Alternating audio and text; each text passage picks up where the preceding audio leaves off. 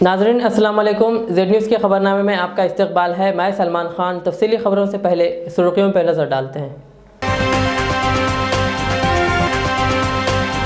Covid vaccination मुहिम चलाने के लिए रिटायर्ड नर्सिंग अहलकारों को दोबारा भर्ती करे। गुलाम नबी आज़ाद का पीएम मोदी और वज़ीर सेहत के नाम खत। कांग्रेस एमपी राजीव सातव का हुआ इंतकाल। पीएम मोदी और कांग्रेस के रहनुमाओं ने किया दुख का इजहार। एमपी रेवंत रेड्डी को गांधी अस्पताल जाने से पुलिस ने रोक दिया। वो खाना तकसीम करने के लिए जा रहे थे गांधी अस्पताल। रिलैक्सेशन टाइम में भी सोशल डिस्टेंसिंग पर अमल नहीं किया गया तो दुकानदार और आवाम पर होगा case book. Rajendra Nagar ACP का बयान। टीपीसीसी के सदर उत्तम कुमार रेड्डी ने तेलंगाना हुकूमत से कहा, निजी अस्पतालों को अपने कब्जे में लेकर आवाम को मुफ्त इलाज की दे सहूलत। सफा बैतुल माल की जानिब से मुफ्त ऑक्सीजन कॉन्सेंट्रेटर का क़ियाम।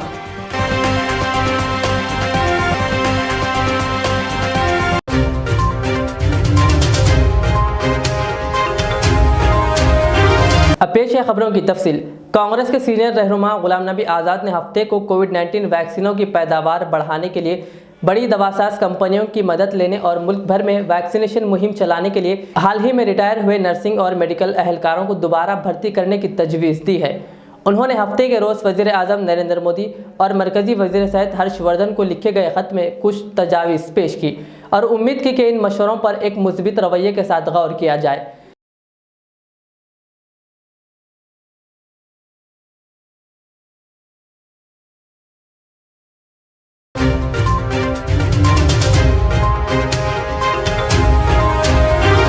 कांग्रेस एमपी रेवंत रेड्डी कल सिकंदराबाद के गांधी अस्पताल में 1000 लोगों के खाने का क़याम अमल में लाया था। उन्होंने बताया कि लॉकडाउन के ख़त्म होने तक यहां खाने का इंतजाम किया जाएगा। आज वो दूसरे दिन भी दोबारा गांधी अस्पताल जा रहे थे कि बेगमपेट पर पुलिस ने इन्हें रोक दिया। रेवंत रेड्डी ने कहा कि वो खाना तकसीम करने के लिए जा रहे हैं। पुलिस ने बताया कि उन्हें ऊपर से ऑर्डर है, वो जाने की इजाज़त नहीं देते। जिस पर रेवंत रेड्डी ने पुलिस पर बरहम होते हुए कहा कि मैं कोई सियासत करने नहीं बल्कि कोविड से परेशान मरीजों के अफराद खानदान को खाना तकसीम करने के लिए जा रहा हूँ।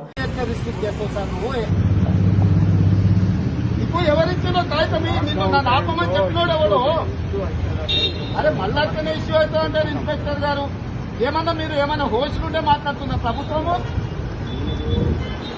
నేను పెద్దవాడిని కాబట్టి చెప్తున్నా ఈ గవర్నమెంట్ కి ఏమైనా కుర్రుండే మాట్లాడుతున్నా అంటున్నా నేను లోకల్ ఎంపీ నన్నేం కాదు ఆపేది నేను ఇక్కడ ఎంపీని అరే నువ్వు గాంధీ హాస్పిటల్ కాడ పెట్టుకో నువ్వు పెట్టుకోవాల్సిన రిస్ట్రిక్షన్స్ నువ్వు గాంధీ హాస్పిటల్ కాదు నీకు కావాల్సిన రిస్ట్రిక్షన్ పెట్టుకో బేగంపేట కాదు నాకు ఇప్పుడు మీరే చెప్పారు నేను 5 ప్రోగ్రాంలు ఉన్నాయి గాంధీ పోతా సికింద్రాబాద్ పోతా కంటోన్మెంట్ హాస్పిటల్ పోతా కష్టపడానికి పోతా నేను పబ్లిక్ గా నేను ఎలక్షన్ చెప్తాను నువ్వు ఎందుకు వచ్చినావు రోడ్డు మీదకి నువ్వు ఎందుకు వచ్చినావు వీళ్ళంతా ఎందుకు రీడా నీలాంటి నేను డ్యూటీలు ఉన్నా నాకు అర్థమైతే లేదు జేసీ గారు మీరు ఏంది నేను ఒక ఎలక్టెడ్ రిప్రజెంటేటివ్ లోకల్ ఎంపీని నేను కష్టాలలో ఉన్న వాళ్ళకు పుట్టి సర్వీస్ చేయడానికి పోతే మీరు ఎంత వస్తారు కొత్తలో భోజనం చేస్తారా చెప్పండి అత్తగారు పొద్దున భోజనం చేస్తారా భోజనం మధ్యాహ్నం చేస్తారా పొద్దున చేస్తారా నేను లోకల్ ఎంపీని నన్ను ఎట్లా అని అడుగుతున్నా నేను అంతే సింపుల్ ఏంది ఏం చేయాలి మా డ్యూటీలో భాగంగానే ఏంటి రేవంత్ రెడ్డిని ఆపడం ఇన్ని 100 బండ్లు పోతున్నాయి నార్మల్గా రేవంత్ రెడ్డిని ఆపడం లేదా ఏం చెక్ చేస్తున్నాను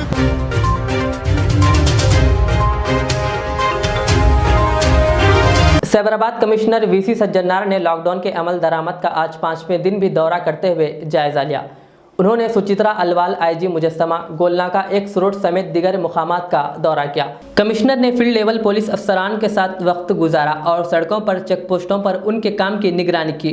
उन्होंने आवाम से बातचीत करते हुए हिफाजती तदाबीर इख्तियार करने का मशवरा दिया।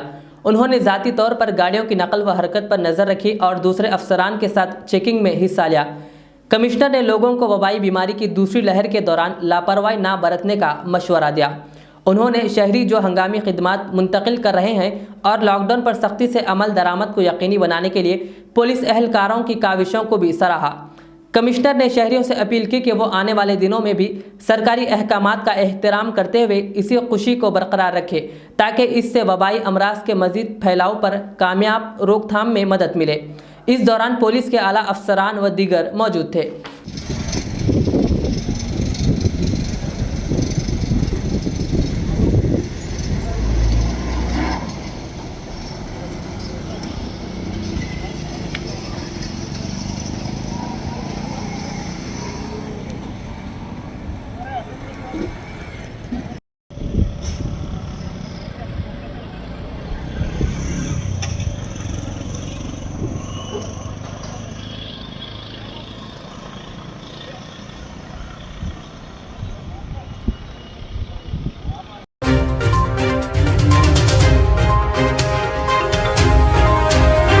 पुराने शहर हैदराबाद में लॉकडाउन के दौरान पुलिस की जानिब से हर इलाके में बैरिकेड लगाकर पुलिस चेकिंग कर रही है। आज राजेंद्र नगर एसीपी आर संजय कुमार ने मीडिया से बात करते हुए कहा कि रिलैक्सेशन टाइम में भी अगर सोशल डिस्टेंसिंग पर अमल नहीं किया गया तो आवाम पर और दुकानदार पर केस बुक किया जाएगा। उन्होंने कहा लॉकडाउन पर तकरीबन लोग अमल कर रहे हैं और कुछ लोग हैं जो लॉकडाउन को नज़रअंदाज कर रहे हैं। उन्होंने लॉकडाउन पर अमल करने की अपील की और एहतियात बरतने की भी अपील की और कहा आप लोग पुलिस का साथ दें। पूरे लोगों का पुलिस राजेंद्र की तरफ से मेरा एक दरख्वास्त है, ये कोरोना की वजह से सेकंड लॉकडाउन को सेकंड वेव को कंट्रोल करने के वास्ते हम लोग लॉकडाउन को शुरू करें।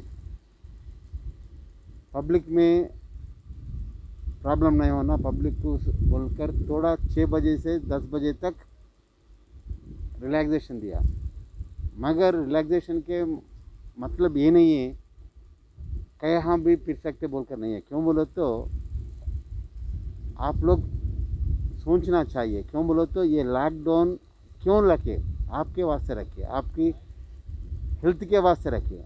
आप देख रहे कितना केसेस बढ़ रहा है, आप पे मत समझो आपको नहीं आते बोलकर, कोई भी नहीं बच सकता अगर आप लोग ऐसे ही नेग्लिजेंस रहे। समझो कोरोना किसके पास नहीं आता, हम ही कोरोना के पास जा रहा है।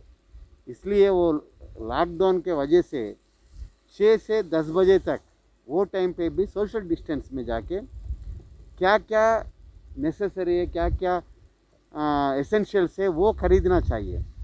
बट कैसा भी हमारे को टाइम में रिलैक्सेशन है बोलकर बाहर निकलना नहीं। अगर सोशल डिस्टेंस बाहर मेंटेन नहीं करे, समझो 6 बजे से 10 बजे के अंदर भी हम लोग केसेस करने वाला है। एस्टेब्लिशमेंट्स के ऊपर केसेस करने का है। क्यों बोलो तो एस्टेब्लिशमेंट का वहाँ का ओनर का ये उसका ड्यूटी है कि उसके पास कौन कौन कस्टमर्स आ रहा, वो लोगों का सेफ्टी उसका ड्यूटी है। क्या करना चाहिए, वो डिस्टेंस मेंटेन करे, जैसा मार्क्स रखना चाहिए, साइनेजेस रखना चाहिए। हाँ, इसलिए हम लोग केसेस एस्टेब्लिशमेंट के ऊपर भी डाल रहे, पब्लिक के ऊपर भी कोई मास्क नहीं पहन के बाहर आ गए समझो, उन लोगों के ऊपर भी डाल रहे। क्यों डाल रहे बोलो तो कोई शौक से नहीं डाल रहे, दरद से डाल रहे। क्यों बोलो तो आप लोग ऐसा भी सुनता बोलकर, इसलिए सेकेंड लॉकडाउन जो वापस किया गया है, पब्लिक का कुछ ताउन है इसमें, पब्लिक कोऑपरेट कर रही है क्या लॉकडाउन में, या फिर बिना वजह पब्लिक 99% कोऑपरेट कर रहा, 90 to 99% कोऑपरेट कर रहा। 1% भी कुछ कम नहीं है, 1% भी कुछ कम नहीं। आप देख रहे ना कितने लोग फिर रहे रोडों के ऊपर, कुछ तो भी कुछ बहाना बोल रहे, औरतों को लेके देखो, बच्चों को लेके फिर रहे। हाँ, पुलिस वाले इतना धूप में भी काम कर रहे, इधर हमारे साथ देना चाहिए। अगर 95% 98% तो दे रहे, मगर थोड़े लोग से प्रॉब्लम है, हम लोगों के वो लोगों को ऊपर केसेस डाल रहे।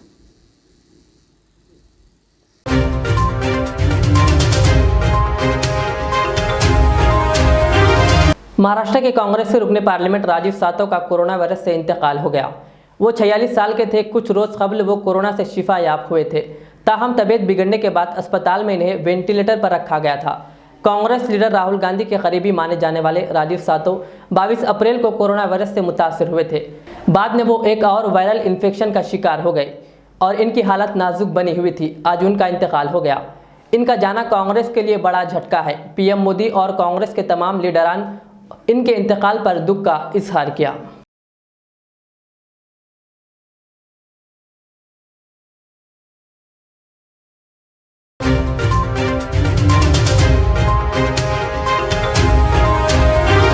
मइलार्देपल्ली पुलिस स्टेशन हुदूद मुगल्स कॉलोनी में टीआरएस पार्टी ऑफिस में भयानक आग लगने का वाकया पेश आया। ऑफिस तकरीबन जल चुकी है। बादशाह मुकामी लोगों ने आग को काबू में किया। मुकामी लोगों ने बताया कि यहां पर वोल्टेज के कम ज्यादा होने से काफ़ी घरों के फैंस और लाइट्स भी जल चुके हैं। मुतासरीन का कहना है कि पिछले 3 महीने से यही प्रॉब्लम है। इलेक्ट्रिक डिपार्टमेंट से शिकायत करने पर भी कोई सहूलत नहीं दी गई। मुकामी लोगों ने मजीद तफसीलात बताई।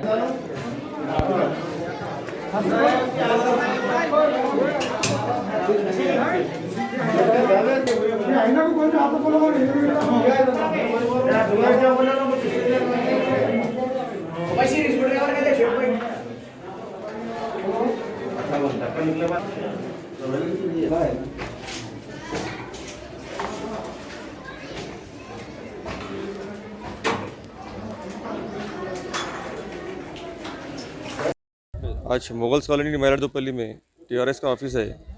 टीआरएस के ऑफिस में करंट कम ज़्यादा होने की वजह से ऑफिस जल गए। सो है ये लाइट वालों को कई दिन से बोल रहे हैं, करंट का प्रॉब्लम चल रहा, पूरे रमज़ान में भी प्रॉब्लम चला, हर थोड़ी देर को लाइट जा रही, कम ज़्यादा। ये ऑफिस बोल के नहीं, तकरीबन आजू बाजू के अकनाफ के पूरे घरों में एसी, फैन, टीवी जल गए। सो है पूरे लाइट वालों की लापरवाही की वजह से हो रहा। सो है अब ये ऑफिस तो टीआरएस का ऑफिस है, इसमें पूरा तकरीबन नुकसान हो गया। सो है पूरा, यहाँ तक कि सीलिंग भी जल गई इसकी, फैन, एसी, लाइट, वो टीवी, सोफे, जिसमें डॉक्यूमेंट भी थे, डॉक्यूमेंट भी जल गए। सो पूरा फायर ब्रिगेड को फ़ोन नहीं करे, बस्ती वाले पूरे आके मदद करके आजू बाजू से पानी मार के पूरा आग को बुझा दिए। ये लाइट वालों की लापरवाही से जी। अभी नहीं बोले तो उसको एक 4-5 लाख रुपए का तो नुकसान हो गया। सो है वो पूरा टोटल ऑफिस चल गया। सो है पूरा, अल्लाह का शुक्र है ऊपर घर है, मकान है, उसको कुछ नहीं हुआ। बस्ती वाले आके पूरे कॉपरेट कर लिए, पूरा उसको बुझा दिया। पूरा रमज़ान उन लोगों को बोल के बेजार हो रहे लाइट वालों का, उन लोगों को कुछ असर ही नहीं हो रहा। उन लोगों को क्या बोलते हैं, लॉकडाउन का बहाना ले लिए, हर एक को बोले, हर ऑफिसर को बोले। पुलिस भी आई थी, पुलिस भी आके देखे गए लोग, कोई भी कुछ एक्शन लेते बोले थे लाइट वालों के ऊपर, उनको भी बोले सो कंप्लेंट करे। सो है मेरा नाम शेख फ़हीम है जी, वहाँ मैं टीआरएस का लीडर हूँ, ऑफिस में रही है। मेरा नाम सैयद ज़फ़र शाह है। मैं मइलार्देपल्ली मुगल्स कॉलोनी में रहता हूँ। यहाँ पर तकरीबन इलेक्ट्रिक डिपार्टमेंट वालों की सरासर उन लोगों की गलती है, जिससे जो यहाँ पर के अवाम बहुत परेशान है। अपने 3 महीने से साहब इतना परेशान है वो लोग, कितने लोगों को एई साहब को, डी साहब को कितनी बार कंप्लेंट करने के बावजूद भी जी यहाँ पर कभी उल्टा ऐसा बढ़ जाता जो बेतहा बढ़ जाता, ऐसा हो जाता, लो हो जाता, बल्बा वो हो जाते। टीवियाँ भी हमारे इवन हमारे घर के अब 4 फैना, 1 टीवी चले गया। हाँ, अब तो तकरीबन 2.5 से 3 महीने होगा साहब। 3 महीने से हम लोग कितना कंप्लेंट कर रहे हैं। 100% हुआ साहब। यहाँ पर चलो खैर माल का नुकसान हुआ होगा, अब लाखों नहीं बोले तो 5 से 10 लाख का नुकसान होगा। ये ऑफिस का इतना नुकसान होने के बावजूद अगर जान का नुकसान होता तो इसका भरपाई कई बार दिए साहब, कई बार। अच्छा, यहाँ पर इम्पोर्टेंट क्या है बोलते, जैसा करंट जाते फ़ोन बंद हो जाते उनके, हम किसको कंप्लेंट करना। ऐसा तो ऐसे फ़ोन नंबर आ देते वो लोग कि हमारे फ़ोन पे कॉल करो, आप जो भी है कंप्लेंट करो बोलते, मगर आइन टाइम पे फ़ोन बंद रहता। फ़ोन करेंगे वो मुश्किल है। पूरा रमज़ान इतनी तकलीफ़ से गुजारे हम लोग। सहरी के टाइम कैसा करंट जाता साहब, करेक्ट सहरन के टाइम पे करंट, या इफ्तार के टाइम पे करंट चले जाना। 2.5 से 3 महीने हुआ साहब, कंटिन्यू दे रहे हैं हम लोग।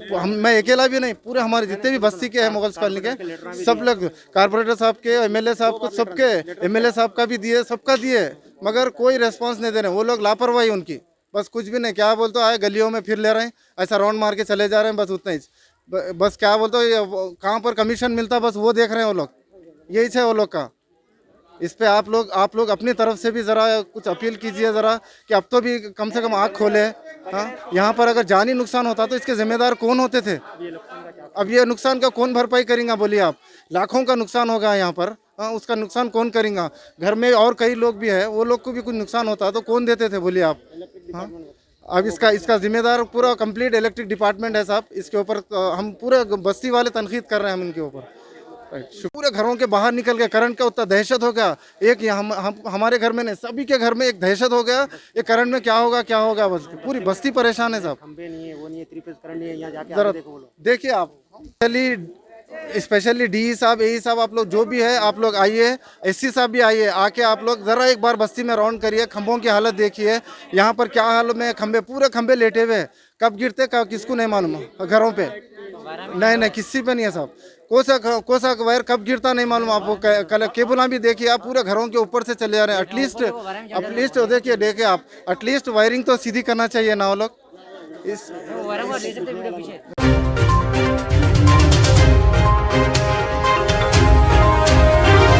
तेलंगाना के जिले सूर्यापेट में बिजली गिरने से 2 मजदूर हलाक और 3 जख्मी हो गए।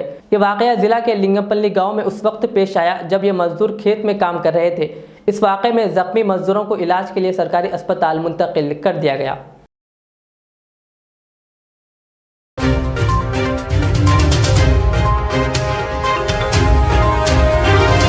सफ़ा Baitul Maal educational welfare and charitable trust की जानिब से इस मुश्किल वबा के दौर में ज़रूरतमंद बीमार अफराद के लिए मुफ्त 100 ऑक्सीजन कॉन्सनट्रेटर और 50 ऑक्सीजन का क़याम अमल में लाया गया। ये ऑक्सीजन ज़रूरतमंद अफराद तक पहुँचाया जाएगा। ऑक्सीजन हासिल करने के लिए हेल्पलाइन नंबर भी जारी किया गया है। आप इस पर कॉल कर सकते हैं और सफ़ा बैतुल माल के मेडिकल डॉक्टर्स आपसे बात करेंगे। अगर डॉक्टर्स को महसूस हो कि वाकई ज़रूरत है ऑक्सीजन की तो ये ऑक्सीजन दिया जाएगा। हेल्पलाइन नंबर है 7306600600। वाज़ेह है कि बिला तफरीक मजहब व मिल्लत इससे इस्तेफ़ादा हासिल कर सकते हैं।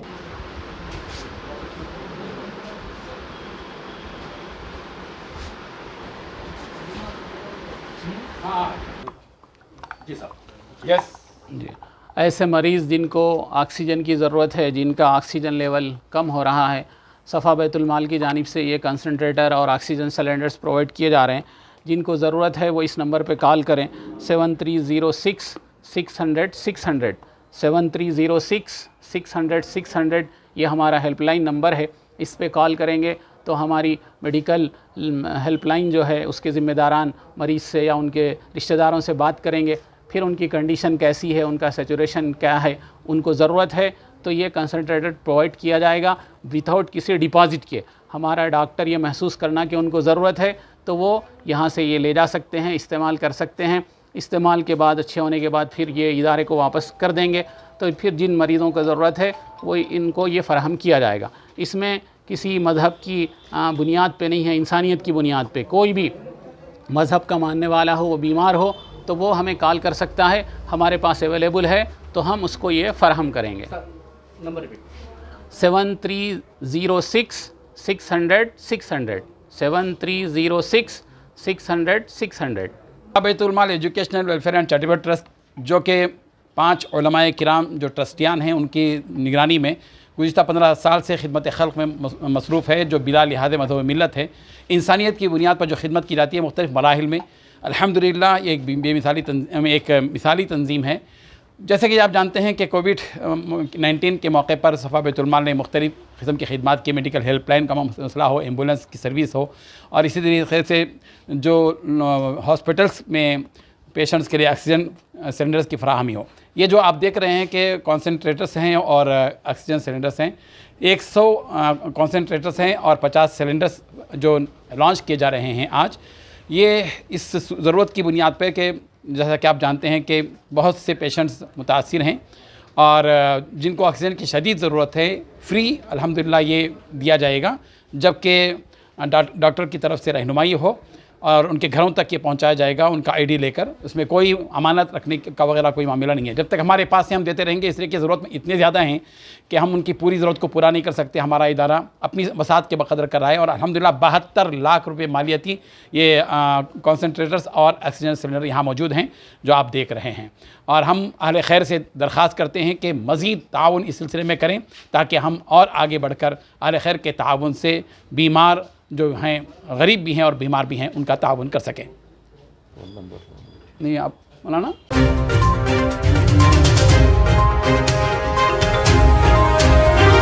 टीपीसीसी के सरबराह और रुकने पार्लियामेंट उत्तम कुमार रेड्डी ने रियासती हुकूमत से मुतालबा किया कि प्राइवेट अस्पतालों को कब्जे में लिया जाए और तेलंगाना के अवाम को कोरोना की वबा के तौर पर मुफ्त तिब्बी इमदाद फराहम की जाए। उन्होंने कहा कि अगर हुकूमत निजी अस्पतालों पर कब्जा करती है और मुफ्त इलाज मुहैया करती है तो इससे आवाम को राहत मिलेगी। उत्तम कुमार रेड्डी ने इस पर बरहमी का इजहार किया कि तेलंगाना में बदकिस्मती की सूरत हाल है और कहा आरोग्यश्री पर अमल दरामद नहीं हो रहा है। उन्होंने कहा जबकि मुल्क की मुतअद्दिद रियासतों ने निजी अस्पतालों को अपने कब्जे में ले लिया है और मुफ्त इलाज मुहैया कर रहे हैं। उन्होंने कहा तेलंगाना में निजी अस्पतालों में लाखों रुपए वसूल कर रहे हैं। इसके अलावा कोरोना से बचने वाली दवाओं, ऑक्सीजन, बिस्तर, वेंटिलेटर बिल्कुल भी दस्तयाब नहीं है। इस तरतीब में गरीब तबके के लोग की सूरत हाल को नाकाबिल रिसाई पर हुकूमत को तनकीद का निशाना बनाया। उत्तम कुमार रेड्डी ने कहा कि हैदराबाद मुल्क का तिब्बी मरकज़ था। माजी में बहुत से अस्पताल और दवासाज कंपनियां कांग्रेस हुकूमत की हौसला अफजाई के साथ हैदराबाद आए। उन्होंने कहा कि आज हैदराबाद को ही दवाएं नहीं मिल रही है।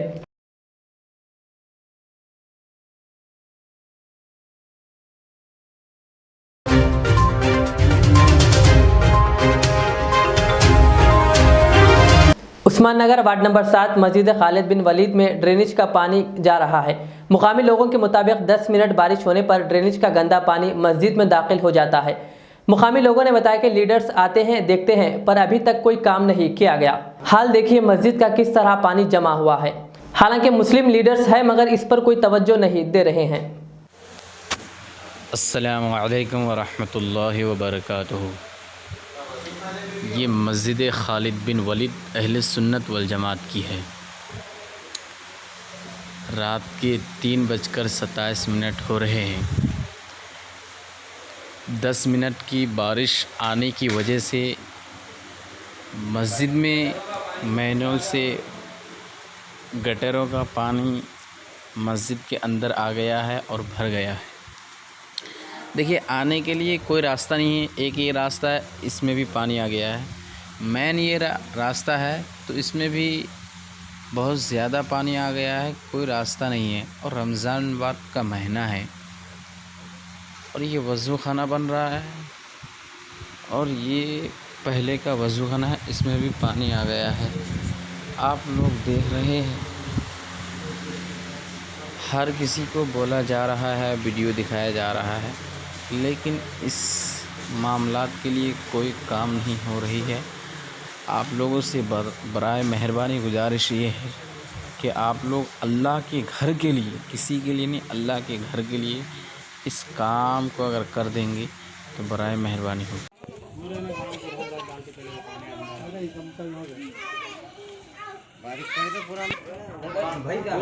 पानी आना धोना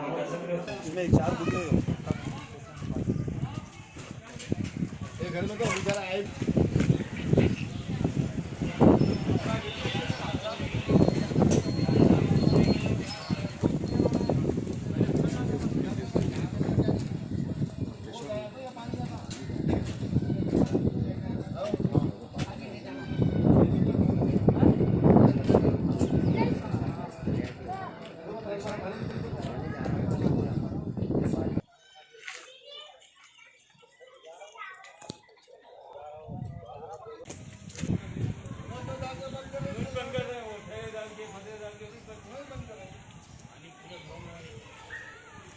अस्सलामु अलैकुम व रहमतुल्लाहि व बरकातुहू।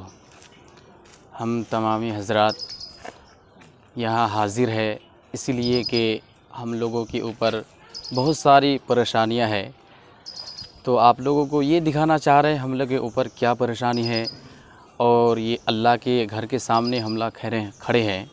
मस्जिद खालिद बिन वलीद शाहीन नगर उस्मान नगर हबीब कॉलोनी में है। रमज़ान भर में 3-4 मरतबा मस्जिद के अंदर पानी आ गया। इससे 3-4 महीना पहले पानी पूरे गांव से भरा हुआ था, लेकिन बहुत सारे वीडियो डाले और भी कुछ किए। किसी ने जो भी कुछ मदद किया तो अल्लाह का करम है, किसी ने मिट्टी डलाया, सब कुछ किया, लेकिन मिट्टी उट्टी डलाने के बावजूद भी मस्जिद के अंदर पानी आ रहे हैं। मैनुअल का वो गलीज़ पानी है और यहाँ नमाजी आते जाते रहते हैं नमाज़ पढ़ने के लिए। तो हमारे इस एरिया में जो काउंसिलर है और मेंबर है जो कुछ भी है आते जाते देखते, मतलब कुछ काम हो नहीं रहा है, इसके बारे में कुछ काम नहीं हो रहा है। तो आप लोगों से यही गुजारिश है कि हम लोगों के ऊपर तो नहीं, अल्लाह के घर के लिए अगर कोई कुछ कर देते, मदद कर देते, या ये मुसीबत दूर हो जाती, तो हम लोगों के लिए बहुत बड़ा ये करम होता, अल्लाह का करम होता। 10 मिनट या 2 मिनट अगर बारिश आए तो मस्जिद के अंदर पानी आ जाता है। मस्जिद में आने जाने के लिए बहुत ही परेशानी है। पानी आ रहा है वो मस्जिद, ये डैनिज़ों का पानी आ रहा है, डैनिज़ों का पानी है और गलीज़ पानी है। अगर कोई भी इधर से पानी से गुज़रे तो गलीज़ पानी से आ नहीं सकता है, ये नापाक पानी है।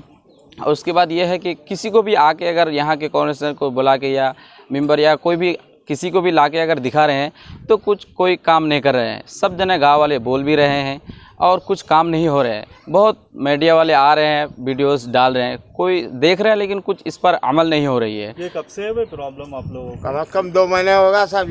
ये 2 महीने से ज़्यादा ही होगा। पहले बारिश आई थी तो पूरे ऑल इंडिया देखे थे कि हबीब कॉलोनी शाहीनगर पानी से डूबी हुई है, लेकिन जो भी कुछ हुआ थोड़ा सा मदद हुआ, उसके बावजूद इस तरीके से पूरे बस्ती वाले अभी भी परेशानी है, समझ लीजिए।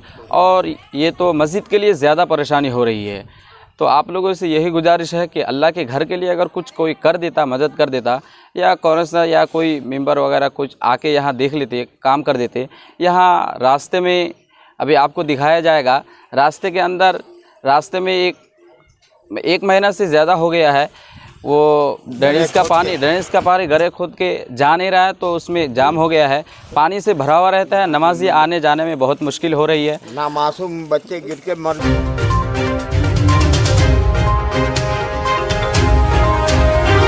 आखिर में और एक बार सुर्खियों पे नजर डालते हैं। कोविड वैक्सीनेशन मुहिम चलाने के लिए रिटायर्ड नर्सिंग अहलकारों को दोबारा भर्ती करे, गुलाम नबी आजाद का पीएम मोदी और वजीर सेहत के नाम खत। कांग्रेस एमपी राजीव सातव का हुआ इंतकाल, पीएम मोदी और कांग्रेस के रहनुमाओं ने किया दुख का इजहार। एमपी रेवंत रेड्डी को गांधी अस्पताल जाने से पुलिस ने रोक दिया, वो खाना तकसीम करने के लिए जा रहे थे गांधी अस्पताल। रिलैक्सेशन टाइम में भी सोशल डिस्टेंसिंग पर अमल नहीं किया गया तो दुकानदार और आवाम पर होगा case book, Rajendra Nagar ACP का बयान। टीपीसीसी के सदर उत्तम कुमार रेड्डी ने तेलंगाना हुकूमत से कहा, निजी अस्पतालों को अपने कब्जे में लेकर आवाम को मुफ्त इलाज की दे सहूलत। सफा बैतुल माल की जानिब से मुफ्त ऑक्सीजन कॉन्सेंट्रेटर का क़ियाम।